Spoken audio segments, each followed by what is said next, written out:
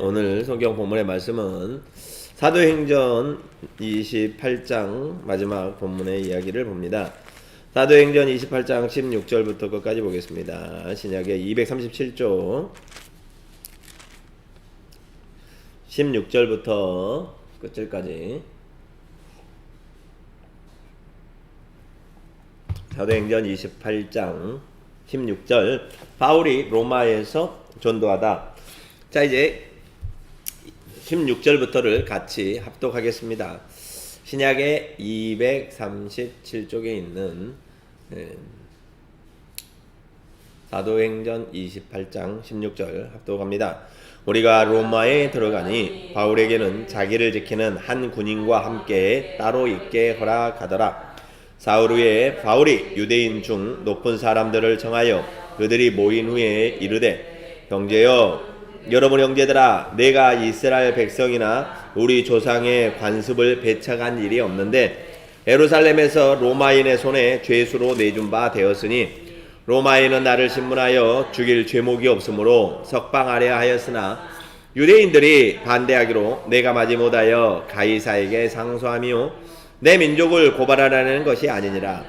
이러므로 너희를 보고 함께 이야기하려고 청하였으니 이스라엘의 소망으로 말미암아 내가 이 쇠사슬에 매인 바 되었노라. 그들이 이르되, 우리가 유대에서 내게 대한 편지도 받은 일이 없고 또 형제 중 누가 와서 내게 대하여 좋지 못한 것을 전하든지 이야기한 일도 없느니라. 이에 우리가 너의 사상이 어떠한가 듣고자 하니 이 파에 대하여는 어디서든지 반대를 받는 줄 알기 때문이라 하더라. 그들이 날짜를 정하고 그가 유숙하는 집에 많이 오니 바울이 아침부터 저녁까지 강론하여 하나님의 나라를 증언하고 모세의 율법과 선지자의 말을 가지고 예수에 대하여 권하더라. 그 말을 믿는 사람도 있고 믿지 아니하는 사람도 있어 서로 믿지 아니하여 흩어질 때에 바울이 한 말로 이르되, 성령이 선지자 이사야를 통하여 너희 조상들에게 말씀하신 것이 옳도다. 일러스되 이 백성에게 가서 말하기를 너희가 듣기는 들어도 도무지 깨닫지 못하며 보기는 보아도 도무지 알지 못하는도다. 이 백성의 마음이 우둔하여져서 그 귀로는 둔하게 듣고 그 눈은 감았으니 이는 눈으로 보고 귀로 듣고 마음으로 깨달아 돌아오면 내가 고쳐줄까 함이라 하였으니, 그런즉 하나님의 이 구원이 이방인에게로 보내어진 줄 알라. 그들은 그것을 들으리라 하더라. 바울이 온 이태를 자기 셋집에 머물면서 자기에게 오는 사람을 다 영접하고 하나님의 나라를 전파하며 주 예수 그리스도에 관한 모든 것을 담대하게 거침없이 가르치더라. 아멘. 할렐루야. 주님 감사합니다. 오늘도 금요 예배로 우리를 인도하여 주시니 감사합니다. 오늘 이 시간 예배 가운데, 기도의 시간 가운데 성령으로 역사해 주셔서 바울에게 임하신 성령 우리에게도 임하여 주옵소서. 우리에게도 성령의 은혜를 부어 주옵소서. 주여 감사하며 예수님의 이름으로 기도드리옵나이다. 아멘. 28장은 이제 사도 바울이 긴 사도행전의 끝자락인 로마에 들어가는 본문에 해당이 됩니다. 로마로 잡혀가는 거예요. 왜냐하면 유대 예루살렘에서 저가 이렇게 예수 그리스도를 전한다. 그래서 세상을 어지럽게 하는 자다라고 해가지고 이제 총독에게 죽여라 이렇게 했는데, 나는 로마의 시민권자로서 로마 황제에게 마지막 대보문까지 가서 우리 법원에 상소하는 것처럼 내가 로마의 황제에게 상소하겠소 라고 해서 지금 사로잡혀서 배를 타고 지중해를 건너가지고 로마로 가는 길이다 라는 것입니다. 우리 이제 지중해 지도 보면 알잖아요. 근데 가다가 풍랑을 만났었잖아요. 그리고 오늘 이제 28장에 시작될 때는 어떤 부분이냐, 지난주에 풍랑을 맞아가지고 배가 파선이 되어가지고 이제 다 죽게 되었었는데, 할렐루야. 그런데 이제 멜리데라고 하는 섬에 올라가지고 이제 다 이제 다 죽을 물에 빠져가지고 죽을 뻔했던 사람이 이제는 어떻게 되느냐, 살아나는 본문입니다. 안전하게 이제 그 섬에 도착해가지고 제수들과 함께 갔던 사람들, 군인들이랑 다 이제 살아나는 본문이 28장입니다. 그래서 우리 사도행전 28장을 처음부터 제가 보도록 하겠습니다. 사도행전 28장은 신약이 236쪽에 있습니다. 사도행전 28장 236쪽에 있는 사도행전 신약의 28장 1절부터를 제가 보도록 하겠습니다. 우리가 구조된 후에 안즉 그 섬은 멜리데라 하더라. 멜리데라고 하는 섬에 어제 풍랑을 만나가지고 다 죽게 생겼잖아요. 근데 그 풍랑으로 배는 깨지고 겨우 276명이나 되는 죄수들과 이 군인들이 이제 겨우 탈출을 해가지고 어디에 도착했느냐? 바로 멜리데라고 하는 섬에 도착했다라는 것입니다. 2절에 비가 오고 날이 참해 원주민들이 우리에게 특별한 동정을 하여 불을 피워 우리를 다 영접하더라. 물에 빠져가지고 지금 건져 놓으니까 아주 물에 빠진 생쥐꼴 아니겠어요? 바울이 나무 한 묶음을 거두어 불에 넣으니 뜨거움으로 말미암아 갑자기 독사가 툭 튀어나와서 그 손을 물고 있는지라. 아이고, 독사가 물렀으니 어떻게 되겠어요? 지금 물에 빠진 생쥐꼴로 있어가지고 추워서 불 폈는데 불이 따뜻하니까 그 속에 있던 덤불 속에서 독사가 나와가지고 사도 바울의 손가락을 확 물었다라는 겁니다. 물고 안 놔주고 있어요. 그럼 어떻게 옆에 사람들은 저건 독사다, 약도 없어, 그러면 저 사람은 죽었구나 이렇게 생각할 거 아니에요. 참 불쌍하다, 겨우 바다에서 건져가지고 헤엄쳐서 여기 나왔는데 죽게 생겼네 하고 지금 딱 그런 상황입니다. 원주민들이 이 짐승이 그 손에 매달려 있음을 보고 서로 말하되 진실로 이 사람은 살인한 자로다. 살인한 자, 그러면 죽어 마땅한 자. 왜냐하면 바다에서는 구조를 받았으나 공의, 죄인을 멸하시는 하나님의 공의가 그를 살지 못하게 뱀으로 확 물었으니까 바다에 빠져 죽어야 될 사람이 이렇게 여기에서 결국에는 죽는구나. 저 사람은 살인을 했던 무슨 큰 죄인이나 보다. 왜냐하면 죄수들이 올라왔으니까 이렇게 딱 판단을 했다라는 거예요. 바울이 그 짐승을 불에 떨어버림에 조금도 성함이 없었더라. 근데 바울이 아무 일도 안 했던 것처럼 그냥 이거 뭐야, 이거 툭 터뜨려가지고 그냥 불에 던져버리니까 조금도 상함이 없어요. 그들은 그가 붙든지 독사에 물렸으니까 혹은 갑자기 쓰러져 죽을 줄로 기다렸다가 오래 기다려도 그에게 아무 이상이 없음을 보고 돌이켜 생각하여 말하되 이 사람은 신이다, 신, 사람이 아니야. 독사에 물렸는데 안 죽고 살아났으니 이 사람은 살인자가 아니라 신이다, 신. 왜 이 사람이 이렇게 안 죽겠습니까? 하나님이 사도 바울을 죽일 수가 없는 거예요. 사도 바울은 지금 가야 될 이유가 있단 말이에요. 그래서 그 풍랑에서도 건짐을 받았고 그 바울 때문에 같이 갔던 배 일행들 276명이 건짐을 받았고 이제 뱀이 물린 게 아니라 더 험한 일이 있어도 지금 사도 바울은 하나님께서 이 사람을 통해서 할 일이 있다라는 거예요. 그러니까 죽을 수가 없다라는 것입니다. 그러니까 하나님께 붙들린 사람은 엄청 축복받은 거예요. 축복받은 거. 하나님은 결코 그 사람을 망하게 하지 않고 그 사람을 죽음에 이르게 하지 않고 그 사람을 절망의 구렁텅이에 빠뜨리지 않는다라는 거예요. 물론 그런 시험이 없느냐? 그렇지 않습니다. 광야 길과 같은 그런 절절절명의 그런 시험이 있습니다. 그러나 그런 시험을 통해서 하나님께서 주시고자 하시는 것은 더 큰 믿음, 우리가 깊은 어려움이 있을 때 하나님께 간절히 매달리잖아요. 그러니까 이스라엘 백성이 출애굽을 하고 나서 광야를 지날 때 하나님께서는 오직 하나님만 쳐다보게 하는 그 훈련을 시키신 거예요. 우리가 군대에 들어가가지고 막 훈련을 잘해야 실전에 전쟁에 가서 어떻게 합니까? 그 훈련한 만큼 자기의 목숨을 보존할 수 있는 거 아니에요? 그러니까 광야라는 이 수십여 년의 세월을 다니면서 이 사람들은 하나님만 철저하게 믿고, 가나안 땅에 막상 들어가면 어떡합니까? 풍요의 신들이 그들을 다 기다리고 있기 때문에, 세상에 만몬 신들이 있기 때문에 하나님을 싹 잊어버릴 수 있다는 거예요. 만약에 빨리 갔더라면 하나님 다 잊어버렸을 거다라는 거죠. 그런데 하나님께서 광야 길을 뺑뺑뺑뺑 돌리시면서 고난을 주니까, 그래 맞아, 하나님밖에 없어. 내가 배부르고 등 따실 때는 몰랐는데 그래 하나님밖에 없어. 이게 이제 믿음이 커지는 거잖아요. 그 단계를 통과하고 나면 하나님은 예전의 것보다 갑절의 것으로 회복을 시켜주신다라는 것입니다. 하나님은 반드시 그런 연단의 과정이 있어요. 그래서 그 연단을 내가 하나님께서 나에게 더 큰 축복을 주시는 길이다라고 생각을 하고 내가 은혜로서 받아들이면, 그러면 훨씬 더 하나님께서 주시는 이 현실을 잘 이해할 수가 있는 거죠. 자, 이래서 그를 이제 죽으리라고 생각했는데 그 사람이 안 죽으니까 사람들이 이 사람은 신과 같은 사람이야. 신. 세상에 우리가 알고 있기로 독사를 물려가지고 안 죽을 때 이 사람은 신이야. 이렇게 이제 사람을 칭송을 받는다라는 거예요. 7절에 이 섬에서 가장 높은 사람 보블리오라고 하는 이가 그 근처에 토지가 있는지라. 그가 우리를 영접하여 사흘이나 친절히 머물게 하더니. 왜 그랬겠습니까? 아까 사도 바울이 신과 같이 되었잖아요. 그러니까 이 사람은 우리 집으로, 이제 이 사람은 귀한 사람이 되었다라는 것입니다. 독사에게 물린 것이 해가 아니라 오히려 독사에게 물림으로 말미암아 그 섬에서 가장 높은 버블리아라는 사람에게 영접당하는 그런 축복을 얻게 되는 거죠. 근데 그 집에 가니까 버블리오의 부친이 열병과 이질에 걸려가지고 누워있거든. 바울이 들어가서 기도하고 그에게 안수하여 낫게 하며, 할렐루야. 이러므로 섬 가운데 다른 병든 사람들이 와서 고침을 받고 후한 예로 우리를 대접하고, 아주 후히 대접하고, 떠날 때 우리 쓸 것을 배에다 실어주기까지 하더라. 왜냐면 배에 난파돼가지고 죄수의 몸을 입고 온 사람들, 이 사람들은 막 얼마나 멀리 경계하고 그랬을 거 아닙니까? 그런데 뭐 때문에요?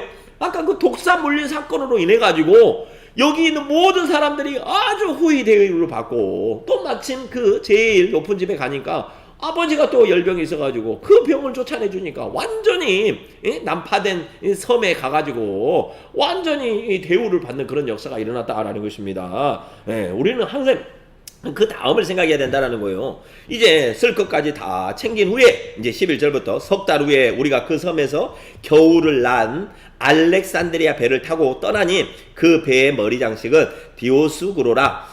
수라구시의 구사에 대고 사흘을 있다가 이제 또 그 동네로 가서 거기서 둘러가서 레기온에 이르러 하루를 지낸 후 남풍이 일어나므로 이튿날 보디올에 이르러 거기서 형제들을 만나 그들의 청함을 받아 이레를 함께 머무니라. 그래서 우리는 이와 같이 로마로 가니라. 로마로 가는 여정을 자세하게 얘기를 하고 있어요. 이걸 여정을 계속 보면서 어떤 생각이 드냐면, 사도행전은 확실하게 있었던 역사 이야기, 과거에 있었던 이야기를 아주 우리 뭐 동반경문로 무슨 이런 여행 이런 거 있지 않습니까? 그러면 그 일정 하나를 딱 보면서 이거는 지어낸 얘기가 아니라 확실히 있었던 얘기야, 이렇게 말하는 것처럼 지금 2000년 전에 사도 바울이 어떻게 복음을 전하기 위해서 로마로 갔는지 그 당시에 지역명 하나하나까지 세세하게 기록이 되어 있잖아요.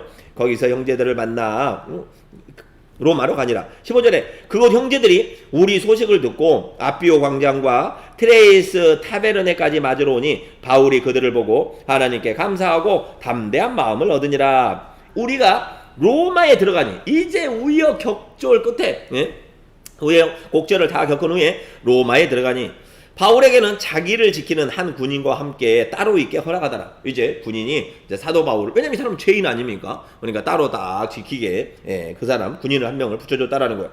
사흘 후에 바울이 유대인 중에 높은 사람들을 청하여, 자 여기서 감옥에 있다고 해서 지금 감옥에 갇힌 게 아니에요. 로마에 있다고 해서 어느 감옥에 갇혀 있는 게 아니라 우리 뭐예요? 가택연금처럼 이렇게 어느 지역에서는 벗어나지 못하도록 그렇게 가택연금 상태와 같은 그런 상태에 있다라는 것입니다. 그러니까 사흘 후에 바울이 로마에 있는 유대인 중에서 높은 사람들을 청하여 그들이 모인 후에 이르되, 이제 유대인들이 이제 많이 이제 그 로마에 있을 거 아닙니까? 그러니까 그 사람들을 이제 청하였다라는 거예요. 그래서 바울이 있는 집에 그 높은 사람들이 왔습니다. 와가지고 얘기하는 거예요. 여러분 형제들아, 내가 이스라엘 백성이나 우리 조상의 관습을 배척한 일이 없는데 예루살렘에서 로마인의 손에 죄수로 내준 바 되었으니, 그렇게 되었으니 로마인은 나를 신문하여 죽일 죄목이 없으므로 석방하려 하였으나, 그러나 유대인들이 반대하기로 내가 마지못하여 가이사에게 상소하며 내 민족을 고발하려는 것이 아니니라. 근데 거기 있는 유대인들은 알아요. 이 바울이라고 하는 큰 죄인이 지금 황제에게, 가이사 황제에게 상소하러 온다라는 거 합니다. 왜냐면 예수 그리스도의 일이 굉장히 큰 일이었단 말이에요. 그러니까 그 일로 인해서 사도 바울과 지금 이런 일들이 일어나는 것을 알고 그 로마에 있는 그 유대인들이 와가지고 사도 바울에게 이야기를 들어보고자 하는데, 사도 바울이 그들에게 얘기를 하는 거예요. 내가 정작 로마에 있는 이 사람들은 나를 죄인이라고 생각하지 않는데 유대인들이 바로 우리 형제들이 나를 죄인으로 삼아가지고 내가 어쩔 수 없이 지금 로마 황제 가이사르에게까지 상소해가지고 내가 여기 죄인으로 와서 지금 연금 상태입니다. 지금 그 얘기를 하는 거예요. 20절에 이러므로 너희를 보고 함께 이야기하려고 청하였으니 이스라엘의 소망으로 말미암아 내가 이 쇠사슬에 매인 바 되었노라. 다른 것이 아니라 이스라엘의 소망, 이스라엘의 희망, 이스라엘의 소망, 그 누구였습니까? 예수 그리스도 때문에 내가 지금 이렇게 매인 바 되었노라. 그 얘기를 지금 담대하게 하고 있는 거예요. 전혀 죄인의 모습이 아니에요. 그리스도의 복음을 전하는 사도 바울에게는 전혀 자기는 이렇게 쇠사슬에 묶여있는 죄인의 모습이 아니다라는 거예요. 나는 하나님 나라의 복음을 위해서 담대히 이 일을 겪고 있는 거예요. 풍랑을 만나는 일이나 뱀에 물린 일이나 이것은 죽을 일도 아니고 두려울 일도 아니라는, 하나님 나라의 일을 위해서 담대히 겪어야 되는 그런 마땅한 일이다라는 거예요. 그러니까 봐보세요. 똑같은 우리가 이 일 어떻게 해서 이걸 우리가 벗어나지, 이것이 아니라 그래 하나님께서 나를 하나님의 나라의 일꾼으로 쓰시기 위해서 이와 같은 환난도 주시고 고난도 주시고 연단도 주시고 축복도 주시고, 그런 다음에 어떻게 해요? 내가 어떤 상황이 있든 간에 담대하게 그 일을 맞이할 수 있지 않습니까? 두려워 떠는 것이 아니라, 염려와 불안하는 것이 아니라, 또 엄청 잘 됐을 때, 만약에 우리가 막 어떤 사업을 했는데 어마어마하게 잘 돼, 막 생각지도 못하도록 막 돈이 어마어마하게 막 불려지고 막 이렇게 막 건물 사고 빌딩 사고 막 이럴 정도가 돼. 자랑할 일이 아니다라는 거예요. 하나님이 뭐 계획이 있으시나 보네. 이렇게 많이 모아서 누구한테 주라고 하시려나 하든지, 아니면 뭐 하시려나 보다 이렇게 생각해야지. 야, 이거 막 우리 몇 대 자손들에게 어떻게 나눠줄까, 그런 생각할 필요가 없다라는 것입니다. 고난도 유익이지만 그런 축복도 너무 자랑하고 말 것이 없다라는 거예요. 하나님은 잘 보면은 하나님께서는 우리를 이렇게 하나님 나라의 일을 위해서 우리에게 맡길 만한 능력이 있으면 맡기시는 거예요. 하나님이 이만한 많은 은사를 이 사람한테 줘도, 얘한테 줘도 얘가 그것을 자기 것으로 쓰지 아니하고, 아주 유명한 우리나라에 그 치료하시는 과거에 권사님이 있어요. 아주 유명한, 이름만 들어도 다 아시는 분인데, 그분은 정말 손만 대도 병이 다 나았습니다.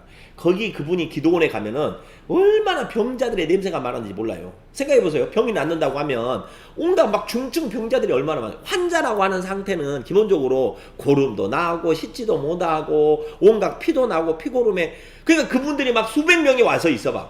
그러면 봐보세요. 병 고치는 은사가 엄청난 축복인데 막상 그분에게는 얼마나 힘든 일이겠어요. 병자들이 와가지고 다 나도 좀 제발 좀 낫게 해달라고, 나 좀 쉬어야 돼. 이게 지금 이 목사님 쉬는 것은 중요하지 않아. 얼른 나 좀 기도해 주세요. 그럴 거 아니겠어요? 그리고 이 사람이 뭐 저녁에 나 좀 자야 돼. 자는 게 중요하겠습니까? 어떻게 해서든 빨리 나에게 안수해가지고 낫게 해달라고 그럴 거 아니에요. 그러니까 구름처럼 많이 몰려들면 그만큼 이분이 힘든 거예요. 그래가지고 이분이 또 병을 낫게 해주면 먼저 하려고 안수 받으려고 막 돈을 어마어마하게 갖다 줘요. 그래가지고 처음에는 하나님의 은혜로 막 기도를 합니다. 기도를 할 때 사람들이 너무 많이 서니까 안수해가지고 지금 저처럼 뭐 5분씩 안수하고 이렇게 안 해요. 짚고 지나가. 머리 짚고만 지나가. 예수피. 그래도 낫는다라는 간증이 쏟아져. 근데 사람이 하도 많으니까 예수피. 뭐 그냥 사람 없을 때 한 5분씩 안수 받으면 은혜라고 생각해야 돼요. 나중에 우리 성도가 몇백 명만 돼보세요. 얼굴 만나기도 어려울 수도 있어. 할렐루야. 목사님 저희와 같이 밥이나 함께 먹어요. 이렇게 줄을 서시오. 제가 3개월 예약되어 있어. 그럴 수 있다라는 거죠. 할렐루야. 아멘. 그래도 우리 사랑하는 성도님들은 언제, 애니타임 제가 언제든. 근데 그분이 그렇게 엄청 부어줬는데, 자, 뭐 하려고 그랬어요? 하나님께서 이 안수함을 통해서 병나음을 통해 가지고 하나님의 아들 예수 그리스도가 살아계시고 하나님이 살아계신다라는 것을 보여주기 위한 그런 기적을 일으킨 거잖아요. 근데 이분이 병이 나았으니까 또 나으려고 나은 사람들이 얼마나 돈을 갖다 주겠습니까? 뭐 돈 100만 원, 돈 1000만 원 갖다 주는 게 문제가 아니잖아요. 자기가 죽을 병에서 나았으니까. 슬슬 이제 자기 것이 이제 쌓이는 거야. 욕심이 생긴 거예요. 나에게 이런 능력이 있으니까 이 정도 돈은 내가 가져도 되지. 하나님께서는 그때 어떤 계획을 했냐면, 이제는 이 은사를 거두어야 되겠다. 그래가지고 거두어 버리신 거예요. 이제 나중에는 이게 안 돼. 그리고 얼마 있다가 그분도 돌아가셨습니다. 정말요. 그러면 이렇게 하나님이 이런 많은 것을 부어주셔. 그래가지고 내가 어마어마하게 많은 것을 누렸다라고 하면, 하나님이 이 일을 통해서 어디에 쓰시려나 보다. 어디에 또 흘려 보내시려나 보다. 나에게 믿고 맡길만 하니까 나에게 준다는, 요거를 항상 잊어버리면 안 된다는 거. 내가 이뻐서 나한테 쌓아놓고 살라고 그런 게 아니라, 나한테는 좀 믿고 맡겨놔도 누구 갖다 줘라 그랬을 때 얼른 갖다 줄 수 있는 사람이기 때문에 맡겨놓는다고 생각할 이 생각이라는 것을 절대 잊어먹으면 안 된다는 거예요. 왜? 하나님께서 바로 이와 같이 내가 그런 일로 이 쇠사슬에 메인바 되었다라는 것입니다. 그들이 이르되 우리가 유대에서 너에게 대한 편지도 받은 일도 없고 또 형제 중에 누가 와서 너에게 대하여 바울에 대하여 좋지 못한 것을 전하든지 그렇게 이야기한 일도 없다. 사실 나는 여기 로마에서 너에 대해서 그렇게 자세하게 어떤 무슨 죄인지 그런 거를 들은 적도 없다. 왜냐면 지금은 이메일로 싹 보내면 되지만 2000년 전에 유대에서 편지 한 통 올라면은 몇 달이 걸리는데 거기에 사도 바울이 어떤 사람이었고 죄가 어떤 이런 거 굳이 얘기를 하겠습니까? 그거 잘 모른다라는 거예요. 이에 우리가 너의 사상이 어떠한가 듣고자 하니 네가 말하고자 하는 예수 그리스도가 어떤 분인지 듣고자 하니 이 파에 대하여는 어디서든지 반대를 받는 줄 알기 때문이라. 그런데 내가 소문을 듣자 하니 많은 유대인들이 이 예수 그리스도에 대해서 반대하는 사람들이 많다. 왜 반대를 하고 너는 왜 예수 그리스도를 전하는지, 예수가 그리스도라고 전하는지 네가 한번 얘기를 해봐라 라고 지금 이제 둘러 모여 앉아있다라는 것입니다.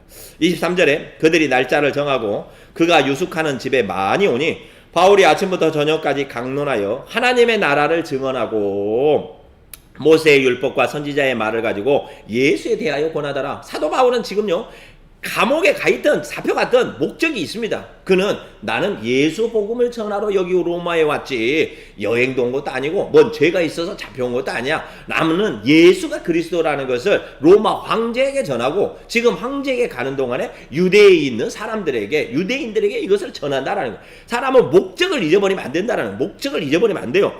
자, 그래가지고 그 말을 믿는 예수에 대하여 권면하더라. 그 말을 믿는 사람도 있고 믿지 아니하는 사람도 있어. 서로 맞지 아니하여 흩어질 때에 바울이 한 말로 이르되 성령이 선지자 이사야를 통하여 너희 조상들에게 말씀하신 것이 참 옳도다.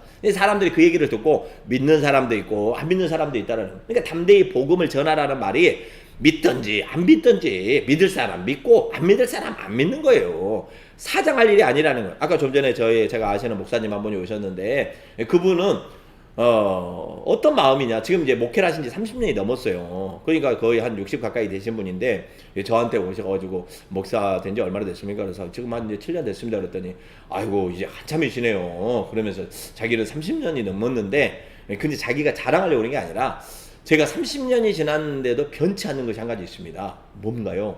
자기는 선교 이야기만 나오면 막 속에서 막 불이 막 훨훨 타오른다는 선교만 얘기하면 누가 자 어디에 있는 선교지에 지금 아까도 그러니까 어떤 선교지에 아이들을 위해서 뭘 보내야 됩니다. 그 말만 들으면 막 속이 뜨거워가지고 어떻게 하면 가서 선교지에 뭘 할까. 그래서 자기 아버님이 본인 아버님이 장로님이신데 저기 어디 공주의 시골에서 농사짓는 분이에요. 교회를 5개를 세우시고 필리핀에 6번째 교회를 세우셨다는 거예요. 그런데 이 6번째 교회를 세울 때 어떻게 세우느냐? 이 목사님한테 자기 목사님 본인도 그래.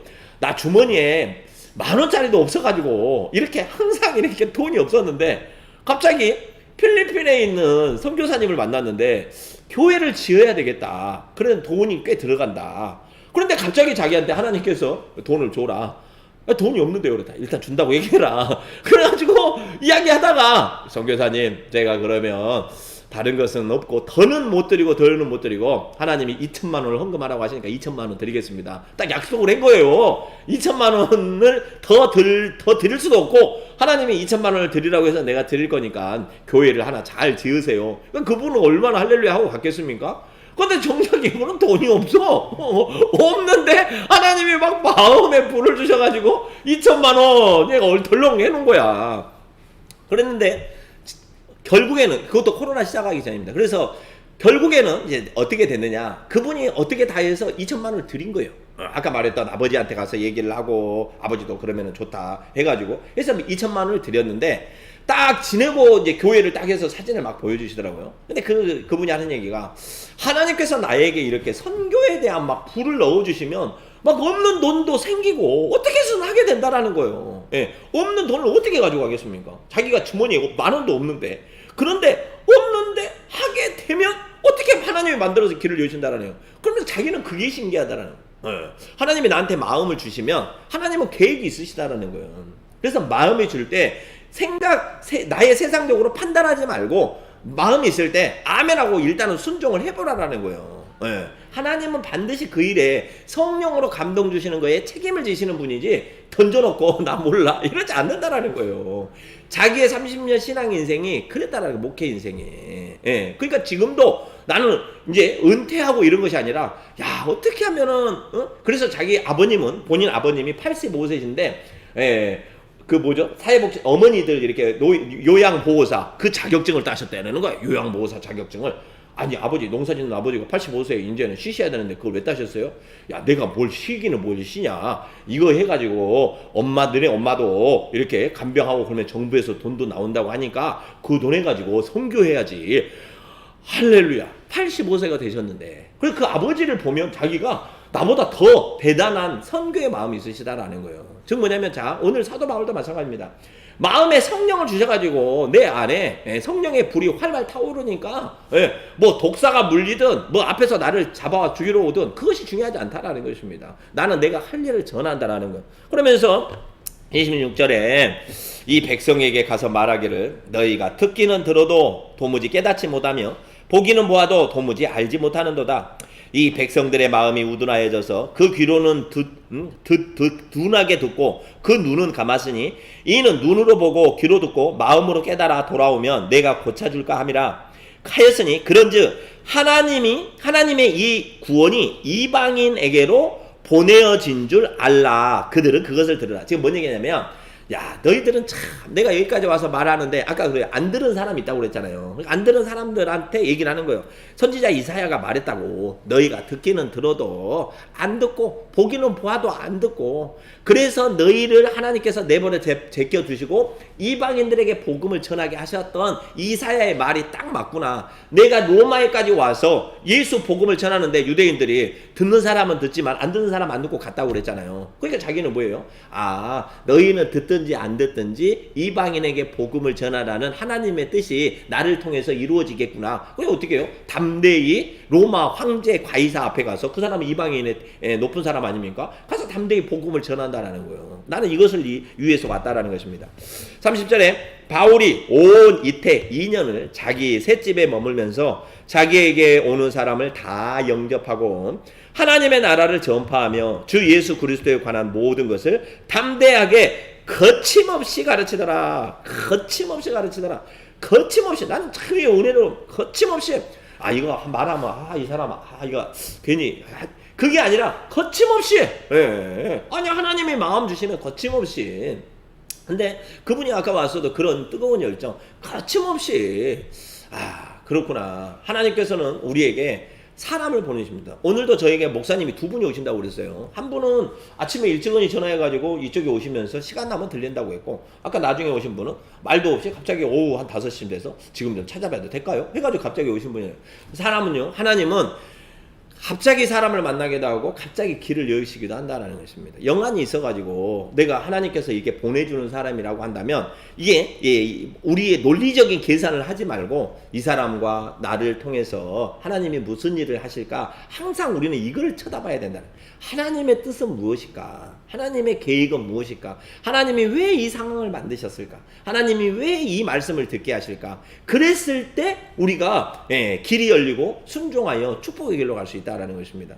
오늘 사도 바울이 우리 28장의 마지막으로 우리에게 사도 바울에게 역사했던 그 성령 하나님이 우리 사랑하는 여러분 오늘 예배를 드리는 영상으로 예배를 드리는 모든 분들에게 동일하게 역사하신 줄 믿습니다. 그 하나님을 믿고 앞으로 쭉 순종하며 나아가시기를 주의 이름으로 축원합니다. 아멘.